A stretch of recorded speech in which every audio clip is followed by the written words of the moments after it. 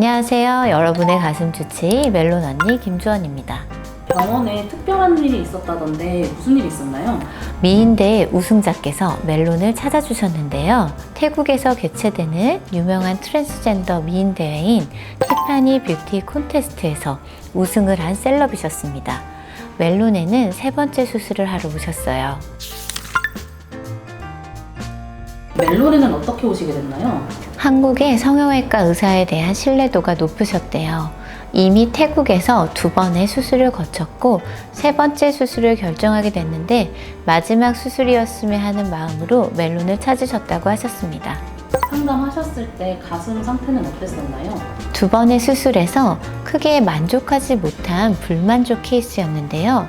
사이즈를 살짝 줄이면서 모양 교정까지 함께 원하셨어요. 지금 보시는 게 수술 전 사진인데요. 크게 문제가 있어 보이진 않지만 전체적인 모양을 봤을 때 예쁜 가슴의 비율에 못 미치는 양상이었고 가슴 아래쪽 라인이 자연스럽게 펴져 있지 않았습니다. 윗가슴도 상당히 볼록한 갑바 느낌이 났고요. 가슴을 보고 나서 수술의 포인트를 여성성에 맞춰야겠다고 생각하고 접근했습니다. 그럼 수술 계획은 어떻게 세우고 접근하신 건가요? 아주 약간이지만 남아있는 남성의 느낌을 지우고 여성성을 더해드리고 싶었어요. 움직이지 않고 가만히 있어도 출렁출렁할 것 같은 자연스러운 느낌 있잖아요. 가슴이 붙어있는 느낌이 아니라 자연 가슴처럼 만들어드려야겠다고 생각했습니다. 생물학적 성별인 남성인 경우 아무래도 여성에 비해 피부가 두꺼운 편이고 가슴 조직 역시 지방이 적기 때문에 밀도가 높고 탄탄합니다. 보형물을 넣으면 피부가 쭉 늘어나야 피부와 가슴 조직이 보형물을 감싸주면서 출렁이는 느낌도 생기고 내 가슴처럼 자연스러워 보이는데 타고난 성별이 남성인 경우엔 상대적으로 수술적 제한점이 더 많습니다. 이분은 이미 2번의 수술을 받은 상태였던지라 연부 조직이 보형물에 맞춰 늘어나 있는 상태였어요. 보형물이 들어가는 공간을 다시 정리해서 부자연스러운 모양과 비율을 개선하는 데 중점을 두었습니다. 아무래도 다시 태국으로 돌아가야 해서 세심한 케어는 힘들었을 것 같아요. 좀 일정이 어떻게 됐었나요? 이분은 4월 1일에 상담을 하셨고 4월 2일에는 수술을 진행했고 4월 8일 수술 후 첫 경과 및 관리를 시행한 후 바로 다음날 출국을 하셨습니다.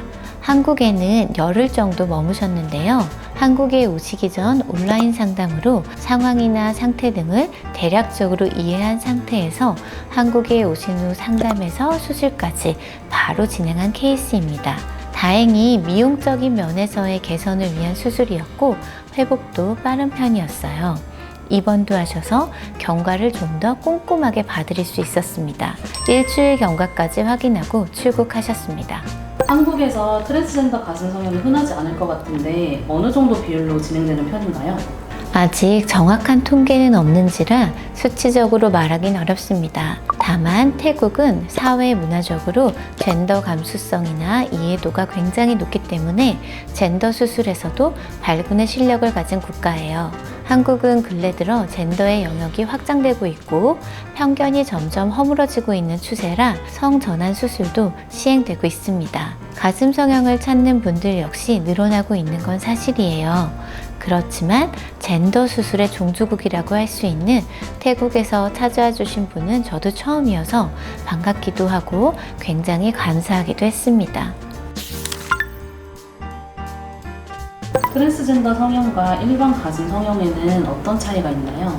앞서 짤막하게 말씀드렸지만 차이가 있는 편이라 젠더 가슴 성형은 수술 난이도가 높습니다. 먼저 가슴의 구조와 성질이 많이 달라요. 여성은 타고난 가슴 구조와 형태가 있기 때문에 보형물 위치를 잡는 것이 비교적 수월한 반면 남성은 전체적인 가슴 라인을 다시 잡아야 합니다. 접근 면에서도 세심한 센스가 요구되지만 수술 전 디자인 역시 꼼꼼하게 진행돼야 합니다. 피부 조직에서도 차이가 있는데요.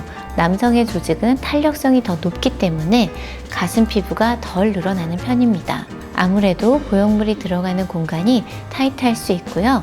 넣었을 때도 보형물을 커버하는 연부 조직의 두께가 충분하지 못해서 자연스럽게 늘어나는 느낌이 부족할 수 있습니다. 남성적인 느낌이 남아있을 수 있어요. 다음으로 체격의 차이입니다. 남성은 골격과 키, 체중이 더 큰 편이죠. 기본적인 수치가 더 큰 만큼 신체의 다른 부위와의 균형은 반드시 고려해야 하는 사항입니다. 환자의 니즈를 면밀히 살펴보고 세밀하게 수술 계획을 세우는 게 필요합니다. 마지막으로 젠더 가슴 성형에서 반드시 체크해야 하는 게 호르몬 치료 여부입니다. 앞서 트랜스젠더는 타고난 가슴 구조가 여성과 달라서 수술 난이도도 높지만 결과 역시 상대적으로 부자연스러울 수 있다고 말씀드렸는데요. 바꿔 말하면 이미 어느 정도 여성화된 상태라면 좀 더 만족스러운 결과로 이어질 수 있다는 뜻입니다. 그리고 그것을 도와주는 것이 호르몬 치료입니다. 호르몬 치료가 부작용이 있지만 아무래도 여성 호르몬의 영향을 받으면 유선의 발달 그리고 여성형 가슴 모양을 얻을 수 있어서 호르몬 치료를 먼저 받는 것도 하나의 방법이라고 할 수 있어요. 젠더 수술에서 여성성 표현에 가장 빠른 게 가슴 수술이긴 하지만 예쁘게 나와야 스스로도 만족할 수 있거든요. 트랜스젠더 가슴 성형이 태국과 한국의 차이가 있을 것 같아요. 어떤가요? 성형 방법에 있어서 큰 차이는 없을 거예요. 차이가 있다면 태국은 젠더 수술 경험이 많은 나라이기 때문에 임상 노하우 역시 다양할 거라 케이스나 결과에 대한 이해도가 더 높을 수 있다고 봅니다. 그렇지만 가슴 성형은 많은 부분 의료진의 실력과 정성에 좌우되는 수술이거든요. 수술 외적으로도 살펴야 하는 부분이 있을까요? 저의 경우 젠더 성형에서 수술 외적인 이해를 굉장히 중요하게 생각합니다. 사회적, 심리적, 생활면까지 많은 부분 살펴야 하는 게 당연합니다. 정체성에서 오는 다름도 이야기를 나누어야 하지만 수술 결과가 기대치와 다를 수 있고 왜 그런지 수술을 받는 사람이 충분히 이해할 수 있어야 하거든요. 커밍아웃 여부에 따라 수술 후 회복을 도울 사람은 있는지, 셀프 관리가 어느 정도 가능한 환경인지 등도 세심하게 살펴야 의사와 병원이 어떻게 경과 관리를 해드려야 하는지도 생각할 수 있고요.